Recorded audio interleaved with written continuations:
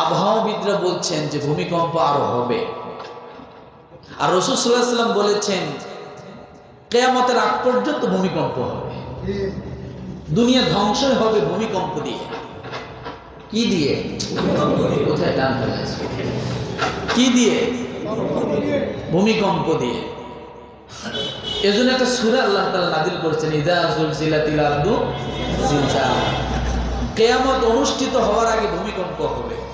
যেদিন কিয়ামত অনুষ্ঠিত হবে, যখন দুনিয়ার কিছুই থাকবে না, দুনিয়া নামেই কিছু থাকবে না, তখনও ভূমিকম্প হবে। তাহলে এটা কত মারাত্মক। ভূমিকম্প দিয়ে আল্লাহ তাআলা মানুষকে তুলবেন। ভূমিকম্পের দ্বারা দুনিয়াতে মানুষকে কি করবেন? দাবাবেন, মাটির তলে নেবেন। আবার কিয়ামত যেদিন অনুষ্ঠিত হবে তার আগে কি করবেন? ভূমিকম্প দ্বারা আবার মানুষকে কি করবেন?